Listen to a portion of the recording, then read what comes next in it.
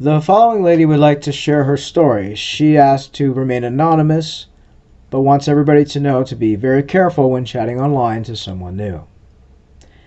I am 60 years old and live in Idaho.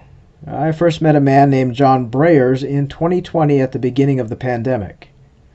I was semi-retired, but I worked part-time at an assisted living facility as an administrative assistant. When things started getting really out of hand with the virus, I ended up quitting because I have a lot of health issues and felt it would be best to step away from that environment for a while. This left me at home, living off my savings and what paid time off I cashed out at my job. I was financially stable though. My home was paid for, as was my car. I worked hard all my life, and it was okay when it came to money, so I knew I could survive through this. I've been divorced since my early 50s. My ex-husband and I split, but it was amicable. We had grown apart, and our daughter and son were both well into their 20s on their own, so divorce didn't affect them like it would if they were young. I had not dated anyone, and certainly not online. However, as the isolation of being home so much raged on, I felt this need to connect to people. On a whim, I joined a free dating site. It was mostly for fun, but if I met someone, that would be great. I wasn't thinking I'd find anyone, but maybe just a guy to casually have virtual dinner with during this isolating time. I came across a few nice guys, but one caught my eye. He sent me a message telling me I was beautiful. His name was John Brayers, but his handle was JB Engineer. We started chatting, and he said he was an engineer, working on an oil rig off the coast of Scotland. He said because of the pandemic, him and his workers were isolated and not working, but couldn't come off the rig until the virus was under control. He said he was a widow. His wife died 5 years prior from cancer, and he had a daughter who was 21 in college in the UK. He was looking for someone special, and he said he was originally from Holland but had lived all over the world because of his work. He said he had a home in California that he rented out while he was away and his daughter was in school. He had asked me about my life, and I let him know my situation, that yes, I was single. When I mentioned that I had left my job, he asked me if I applied for unemployment, and if so, how much was I getting a week? Which I thought was an odd question. I didn't give him an answer, and he then apologized that he just wanted to get to know me better and my situation. He asked me if I had WhatsApp, to which I didn't, and had no clue what it was. He helped me to download the app, and it worked out for me because the site we were on, the messages were always delayed, or sometimes restricted on how many characters you could write a day. It was annoying. We linked up on WhatsApp. His number was a +44 UK number, so I thought he was real, because of where he said he was working, and he said his company was based in London. I figured maybe he was using a company phone. We often would text, and as time went on I became more attracted to him and the attention that he gave me.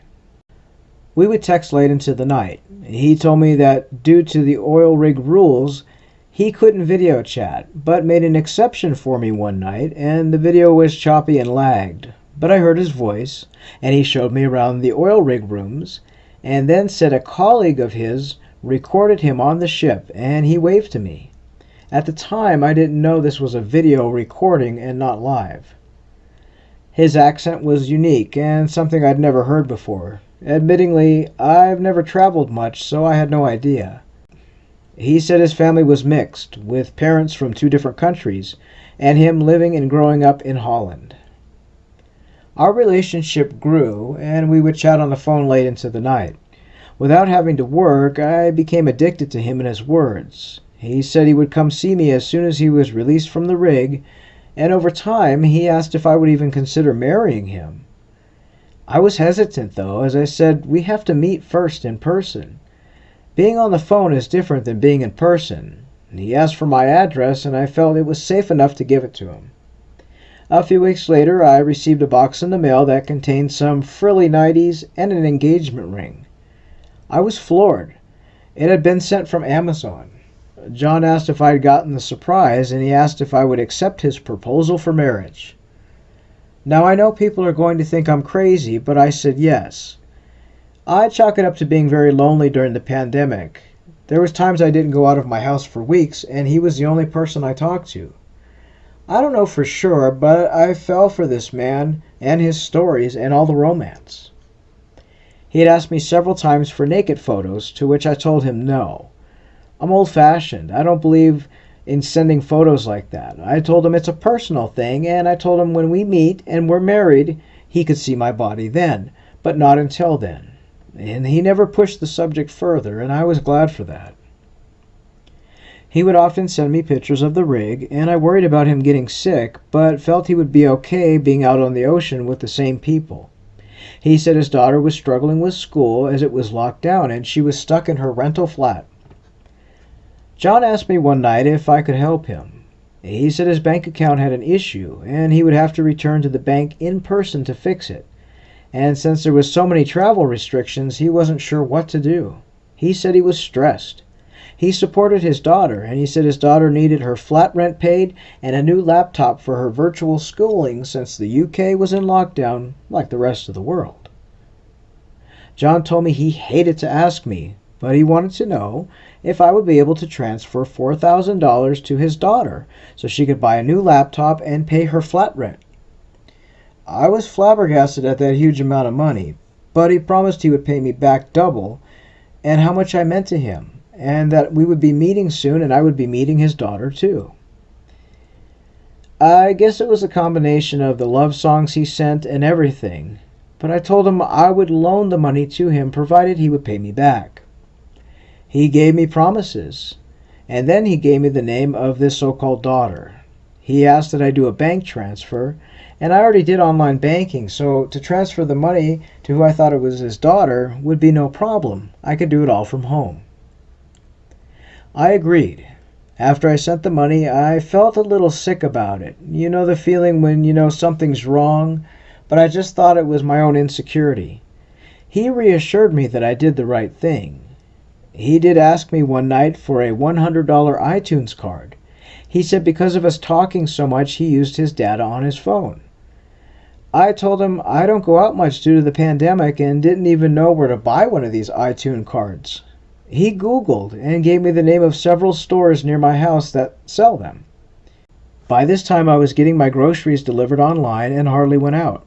My city had a lot of cases of COVID and I really didn't want the exposure, as I explained to him, but he told me just wear a mask and go get me a card. So there I was, masked up, searching for iTunes cards. He made me feel guilty that it was because of us voice chatting that I used his airtime. And at the time I didn't know how iTunes cards really worked. There began to be some inconsistencies in his stories. For instance, he told me he was born and raised and from Holland, and when I asked him one night about life in Holland, he said he didn't know, as he grew up in Italy to a Turkish mother and father. He then told me his daughter's age was 18, when he said that she was in her early 20s at the beginning of our chat. I started to feel sick, but I didn't let on that I was suspicious of him. There were a few other red flags, little things like his favorite food changed. His company headquarters, which he told me was in London, changed to Malaysia. I kind of started to distance myself from John. He then came to me asking what was wrong and that he needed me as he was in trouble. He said the oil rig company he worked for wouldn't allow the workers a free flight to the land due to the pandemic, and that they were charging each worker $5,000 to be transported off the rig. He said if he didn't pay the money, they would leave him on the rig by himself to die of starvation, as all the workers were leaving to go back to their families and they'd already paid their flight. The story to me sounded absurd. I urged him to contact the embassy then if that was what was happening. He said he wasn't able to reach them as he's on an oil rig. And I told him, you're able to call and text me and email me and your daughter, so why can't you connect to the embassy or ask for an advance on your pay? He came up with every excuse in the book. It was then that I suspected fully that I was being taken for a ride. I ended up becoming a sleuth online and checked the woman's name who I sent money to, as I had her full name and the city, and I found only one woman online in that city with that name. I sent her a Facebook message asking if she knew John, and if she accepted money from me during a bank transfer. The woman wrote back to me after a few days, and she asked who I was. I ended up just video calling her via Facebook because I was so upset I didn't want to type. She did indeed pick up my video call.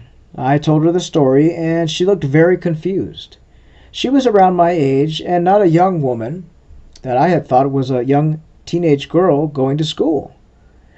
She explained to me that she didn't know a John, but she was chatting with a soldier online by the name of Parker Johnson, and that he said that the military processing officer was going to wire her his final week's paycheck from the Army, as he's retiring soon, and asked her to accept the money into her bank and then transfer it into Bitcoin as he was deployed to Syria. We compared notes, stories, photos, and more, and come to find out my oil rig man was photoshopped head on another person's body. I was absolutely floored, and that's when I remember I had a voice message from John. I played it for this lady, and she confirmed, yep, that's the voice of her online boyfriend, Parker. She said lots of women have been sending her money to transfer into Bitcoin, and a few men, which Parker told her that it was for his contract pay for his military duties as he was Special Forces and got paid by the mission. We had both been duped by this fake. I ended up blocking John, not telling him that I knew anything. I blocked him on all apps that we chatted on. She did the same to her man, which she knew as Parker.